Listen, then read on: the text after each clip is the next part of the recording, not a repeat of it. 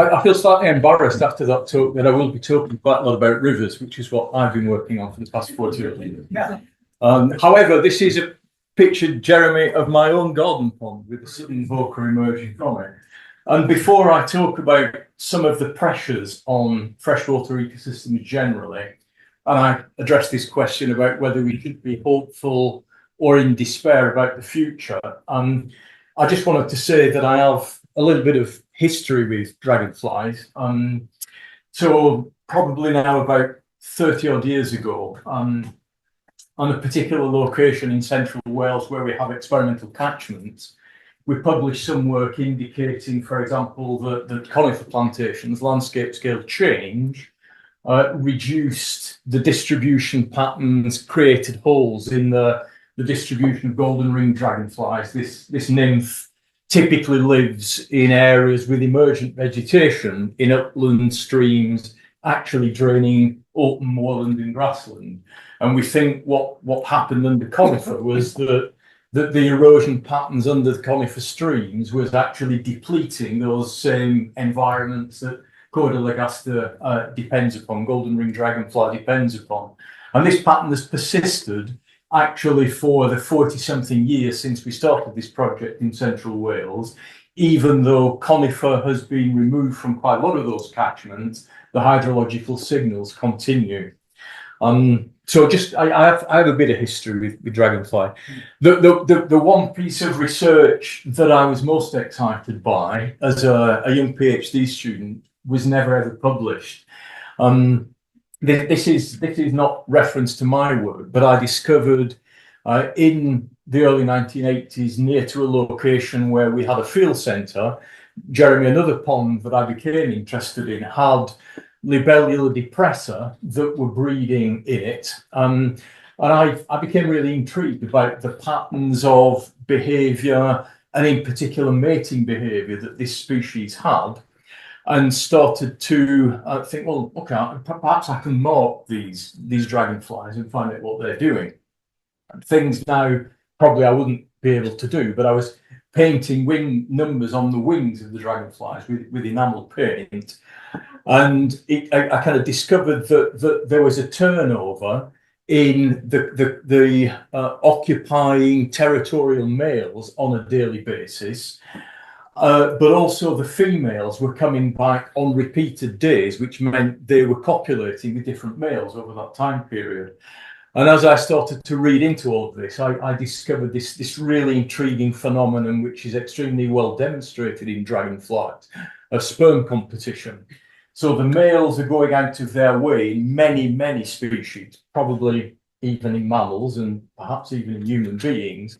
But the males have a trick of trying to ensure that they are the adult that actually confers most offspring onto the next generation. So they have a way not only of ensuring that they produce lots of sperm, which they put into the females, but the males sometimes have a penis which is particularly designed for removing previously deposited sperm or pushing it out of the way, because they're trying to guarantee that they are the father. And what intrigued me is in all of this, and I almost went on a different direction with my PhD because of all of this story. The females had a way of getting around that by coming back on repeated days to ensure that they were copulating with lots of different males. So a lot of evolutionary biology has always been focused on males and where they're maximizing fitness. But it struck me that females were doing exactly the same thing. They were trying to maximize their fitness. And I wish I could have pursued it. Other people have now followed this in all kinds of intriguing ways. However, those are digressions. I want to come on and talk about the kind of local to global pressures on freshwaters. Freshwaters have been enormously in the news over the past probably 5 to 10 years now. Very nearly became one of the big election issues in the last election, partly around issues associated with sewage and water quality. If you, in fact, look globally, you can see quite clearly that freshwaters are probably under some of the greatest risk and threats of all ecosystems on Earth.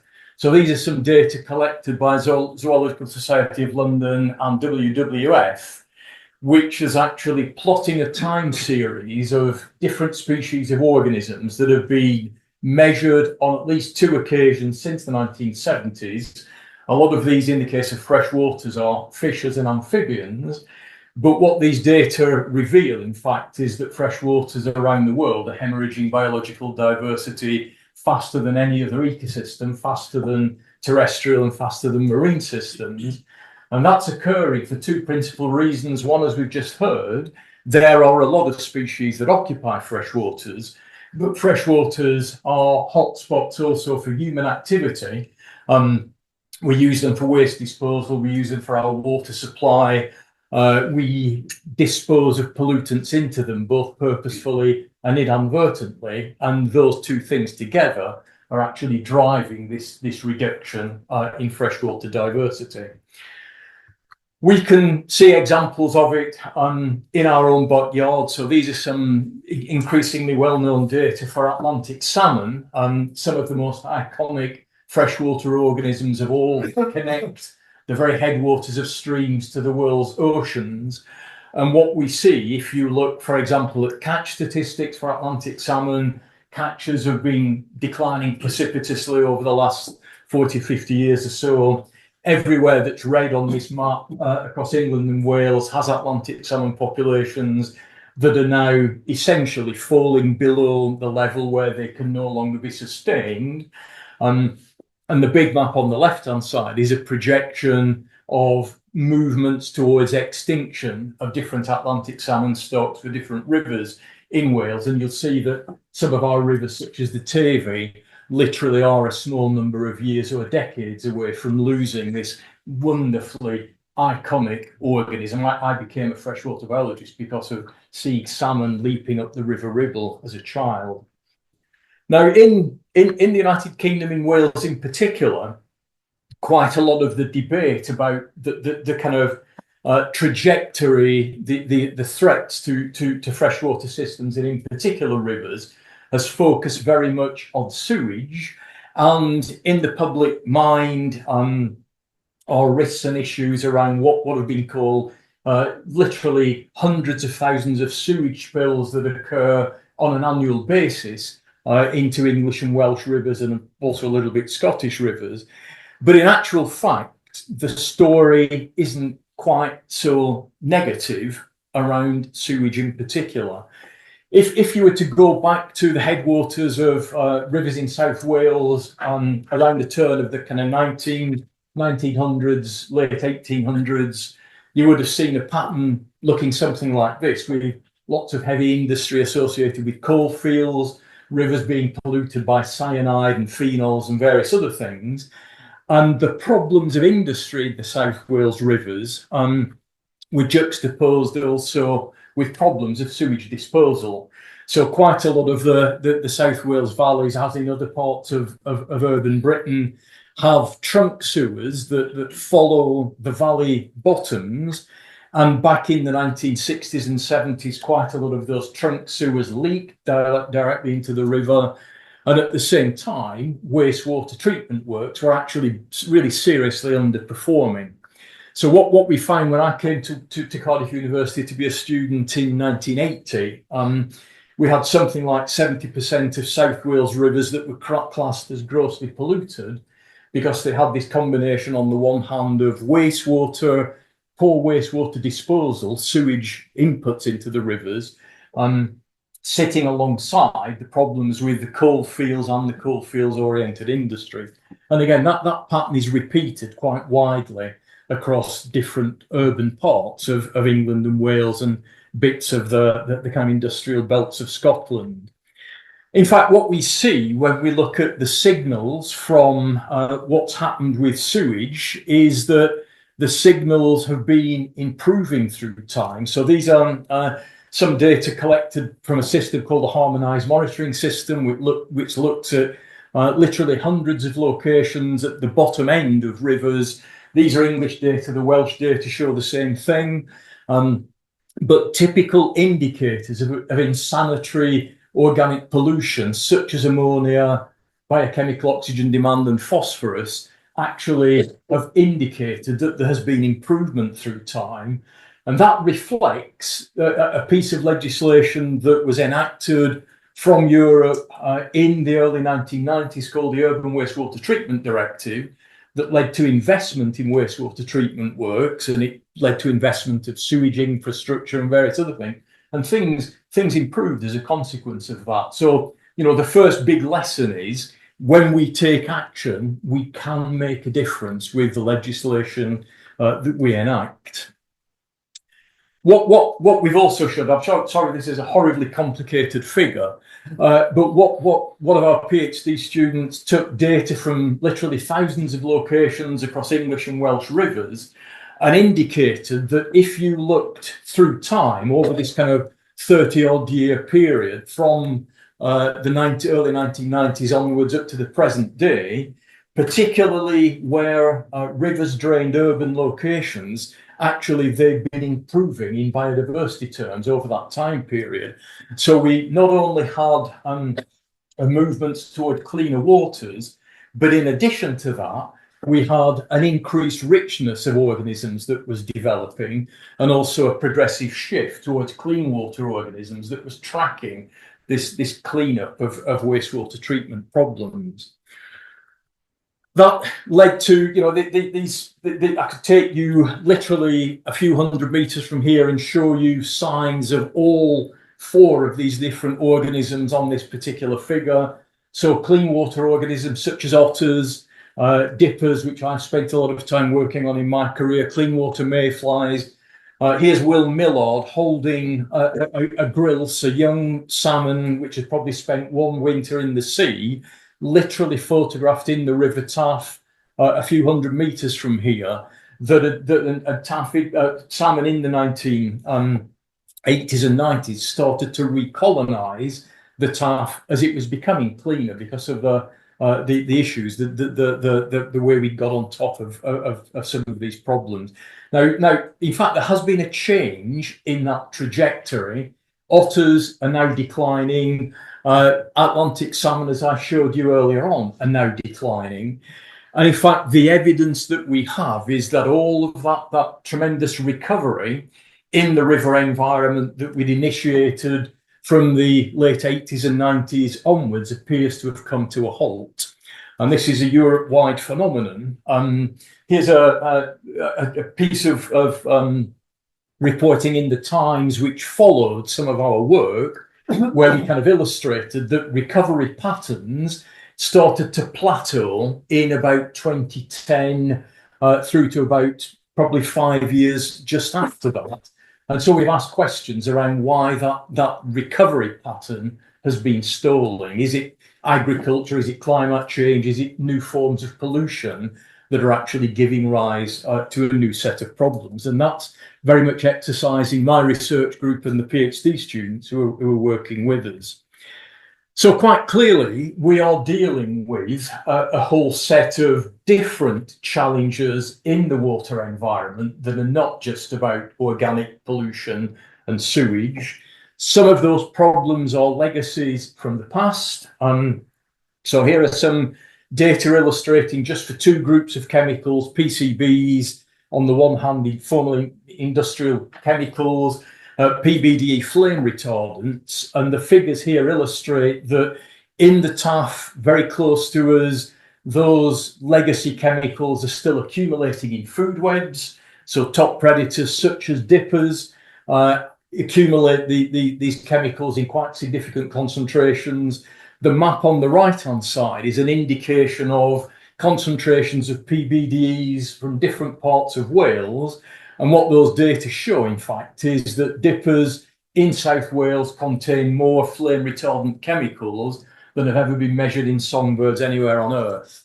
And those concentrations actually do reach levels which are sufficient to actually cause reproductive harm.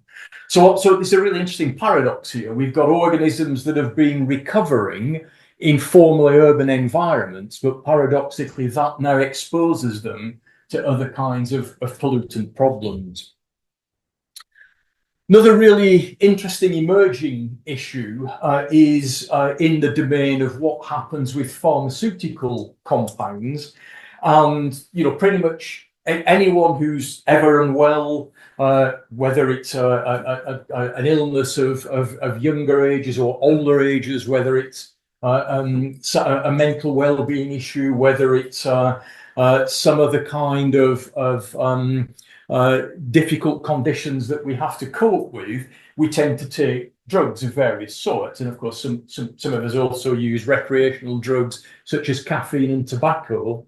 And under various circumstances, it's possible and indeed very likely that those chemicals will find their way either when we dispose of the unused material or because of excreted products from those chemicals, they will find their way into freshwater environments. And here's a now quite famous study illustrating just how widespread all of the different pharmaceutical compounds or their metabolites that we use now occur in the river environment. So the figure at the bottom is indicating the concentrations of a whole spectrum of different pharmaceutical compounds. These are globally collected data.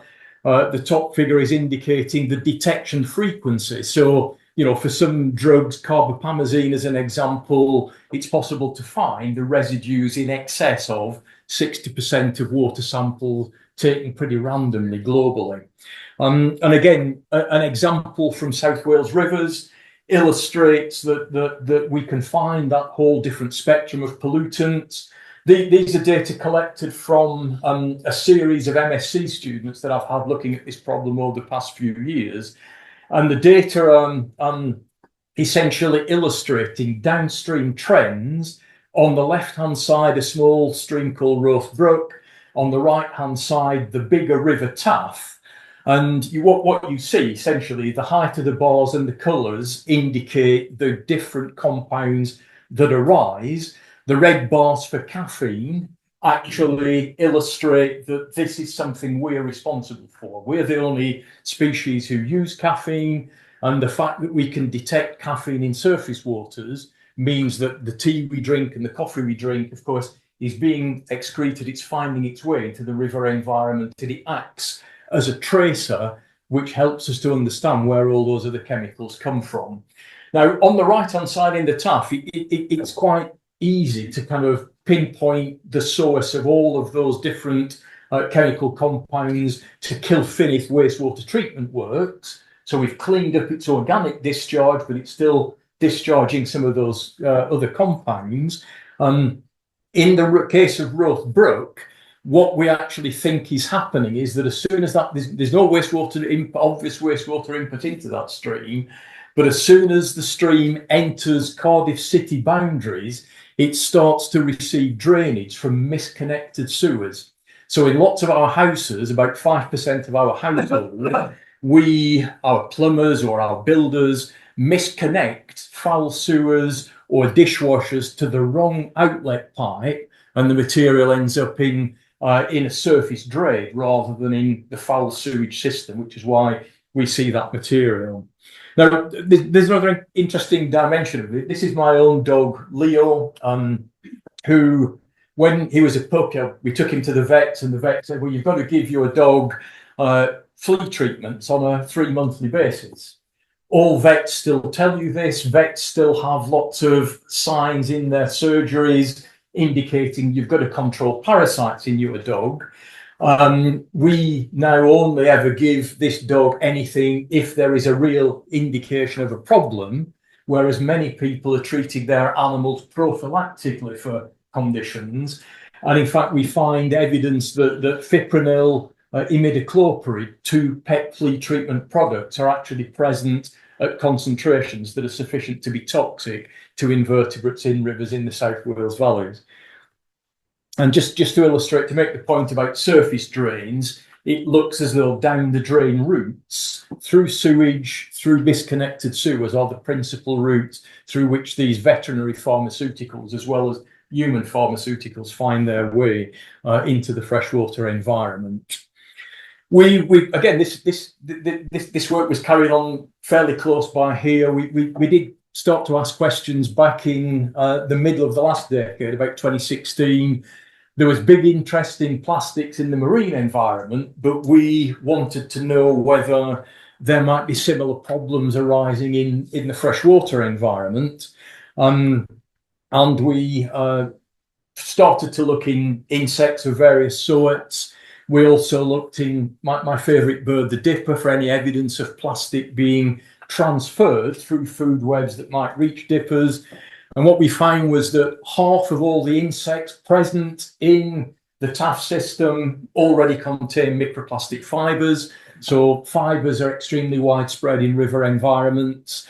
We could do a kind of calculation. We know exactly what dippers eat. We know exactly what energy requirements they have. And we kind of did the calculation that adults are probably ingesting about 200 microplastic fragments every day of their lives. They cannot avoid it. They're hardwired to take certain kinds of prey, and those prey are contaminated. And they're feeding their chicks probably thousands of microplastic fragments between the time the chicks hatch and the chicks fledge. Now that material passes through them. It goes in and it comes out. But quite what it's transporting as it goes through them, we don't yet fully know at the moment. We don't know if there are any effects of that ingestion. There is evidence emerging in the marine environment that there are particular syndromes now associated with birds like shearwaters actually ingesting bigger plastic fragments. This is a problem that is not going away. So these are some data, some real data and some projections from colleagues in Canada, illustrating that we're now putting about 20 million tonnes a year of plastic waste into the world's oceans. That tonnage will increase to about 50 million tonnes, probably in the next 20 or 30 years, even if we meet the very stringent targets we're trying to bring in to control plastic waste. So some things really are at serious risk of getting away from us. One of the other kind of interesting areas of kind of debate and I think increasing evidence is that there is a shift in where sources of pollutants are actually having biggest impacts from urban to rural locations. And again, these are data from one of our PhD students, Emma Farrow, who again looked at regulatory data from the Environment Agency, Natural Resources Wales, and as well as looking at trends through time, she was interested in looking at the spatial pattern of where things were getting better or worse. And anywhere, and if I could ask you to look at the left-hand map to start with, anywhere that's blue on this map is an area where the richness of invertebrates in rivers had been increasing. And anywhere that's red on this map are areas where richness has been declining. And what you see, we're still in the early stages of actually piecing all of this together. But if you look just at the pattern for Wales, and you can see a little bit also the same effects on Devon and Cornwall and a few other locations. But what we think is that is quite strong. That pattern is very strongly linked to intensive dairy farming in particular. So there's been a lot of debate and interest in poultry farming and intensive poultry units. But on the basis of our evidence, we think that slurry spills in particular from intensive dairy are starting to become problematic to the point that it's reversing some of the gains of actually taking action in the past. So you'll see West Wales and Deeside really markedly red on these maps. And lo and behold, that's where the number of recorded incidents from slurry coming from dairy cattle is actually the greatest. And there's a little bit of the same pattern in England, but we're still trying to piece all of this together. Now, there is something else going on as well, and the right-hand map is now an indication of the shift from dirty to cleaner water organisms. And again, anywhere that's blue on this map are areas that have been gaining clean water organisms, mayflies, stoneflies, various caddis. Again, anywhere that's red are areas that are losing those clean water organisms. there is some consistency between the two changes, the two maps. But again, the interpretations we're putting with various models and calculations is that this particular map reflects a shift towards climate change now having a bigger impact on the British river environment. Urban rivers in general are blue, they're doing well. Rural rivers appear to be affected by this combination of nutrients from agriculture, but increasingly we think that climate change is a particular issue and concern. So you'll see, for example, upland areas like the Cumbrian Fells, the Cambrian Mountains, bits of Dartmoor, where it isn't easy to find other pollution explanations for these changes, which kind of leads us towards the thought that climate change is important. But also we have real evidence that climate change is now starting to have impacts on our upland freshwater systems. So these are data, and if you look at the bottom figure is illustrating patterns in runoff in the amount of water coming off the hills. The top figure is illustrating what's happened to stream temperatures in central Wales from the early 1980s up until the present day. And the streams we monitor, and these are kind of 15-minute records over that time period, illustrate that the streams in central Wales have warmed by about 1 degree centigrade. And the evidence from what we understand about the physiology of cool water organisms is that that is big enough to have an effect on the occurrence and dropout of certain kinds of organisms. And this particular, again, this is an ex-PhD student of mine, a guy called Stefano Larsen, who is a Danish-Italian, which is a really interesting mix for an individual to have. So he's logical and illogical at the same time. He's a great scientist. But what we did in this particular work over a 40-year period was looked at the British weather is affected by something called the North Atlantic Oscillation. So we have periods where we have warm, wet winters and periods where we have cold, dry winters. And the warm, wet actually is a really effective analogue of what will happen as climate change bites in the United Kingdom. Things are getting warmer and wetter.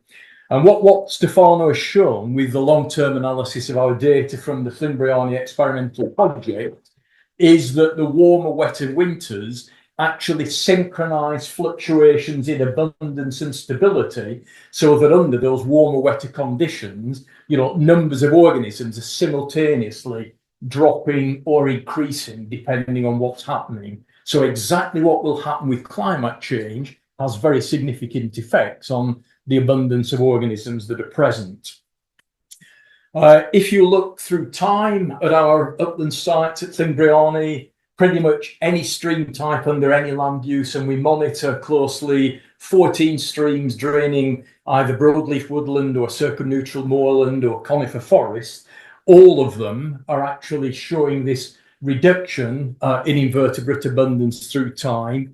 But in particular, it's the cooler water organisms that are dropping out. So again, this is quite a complicated figure, but anything that's below zero here are organisms that are declining in abundance. Anywhere that's any of those bars where the values are greater than zero, then they're stable or increasing. And it's the cool water organisms that are declining. So we think there is a potential physiological effect under these new climate change scenarios. Now, in fact, it's also more complicated than that. This is a horrendogram, by the way. This is a terrible figure. And the one thing that I want you to look at is the picture of the leaf sitting next to the river, which is one of our study sites.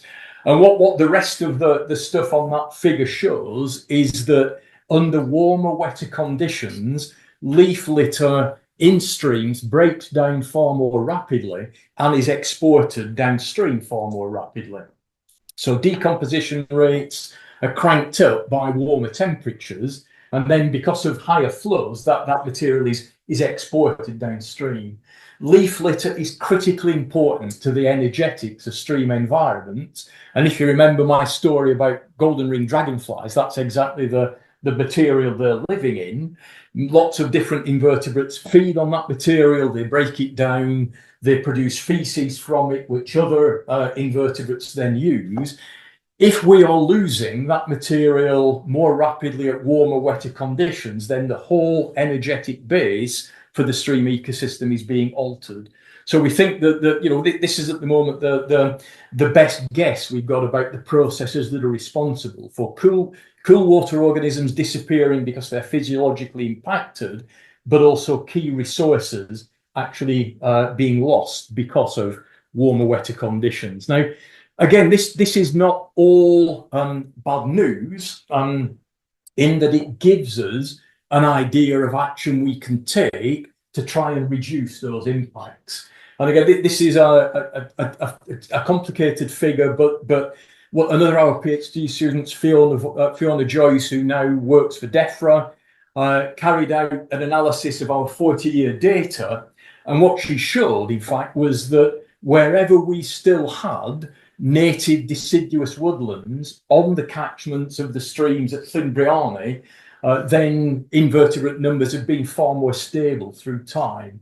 And we think that if you imagine here, you know, we're trying to offset the downstream export of leaf litter.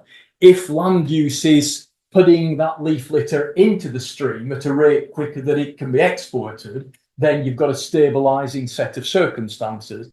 So semi-natural woodland land use pattern gives us a way of adapting our upland stream environments to the changes that are inevitably building in momentum through time. We can do something. We can adapt our environment to what is now inevitable climate change. And that I think takes me on to I want to end on a good news story. People are depressed, right? My undergraduates get really depressed by this kind of stuff.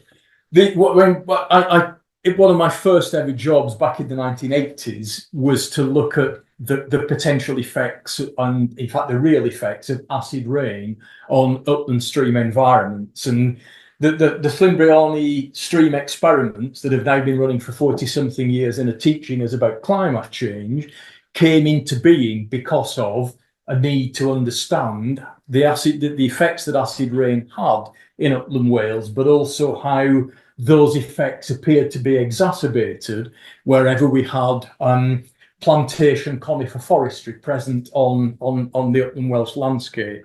And what we discovered back in those days in the 1980s was that conifers in high altitude areas were increasing the deposition of exactly the same chemicals that were responsible for acidification effects, sulfur and nitrogen oxides, by something like 50 to 80%.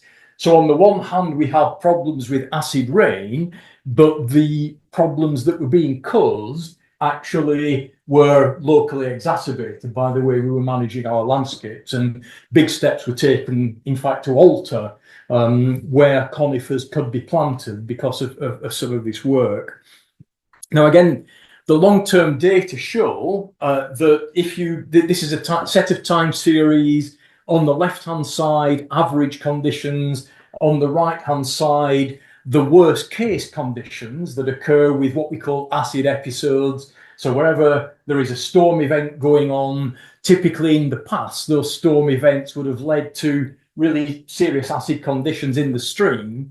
And we find that there is really significant improvement in water quality actually over the duration of the Llynbrioni experiment. And again, this reflects European legislation. So we enacted something in the 1980s called the Large Combustion Plant Directive that led to the cleanup of emissions of sulfur and nitrogen oxides from power stations, from motor vehicles also, with catalytic converters. And there are some of my colleagues who argue that this is being one of the most successful ever environmental interventions, in that we've been able to turn around the problem of acid rain by taking large scale coordinated action to make a difference. We're still looking at the rates of recovery of organisms that were affected by those acid episodes back in the 1980s, and they are slowly recovering, particularly across Wales. Again, we can now find acid-sensitive organisms quite widely in what were formerly acidified upland environments. But, you know, there is a really interesting lesson here, which is that when we take action at landscape scales, at continental scales, we can make a difference. You know, climate change is a really significant big problem we've got to face. Pharmaceutical use and disposal is a massive set of problems. The way we use agriculture actually can create problems, but we can make a difference if we take action.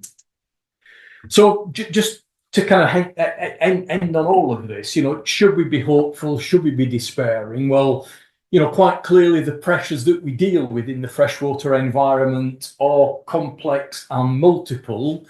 Some of the trends are positive, some are negative, and I think we are entering a phase where it's probably inevitable. Some things will get worse. So plastics, pharmaceuticals, climate change. Agricultural pollution clearly is an issue, but you know, if we take large-scale action, if we manage our resources, if we look at the systemic drivers, if we enact appropriate legislation, we really can make a difference. The evidence is that it takes time, it takes decades. You know, ideally, the best time to do some of these things was 40 years ago. The second best time, of course, is now. At which case, point, Lauren, I will bring things to an end. Thank you.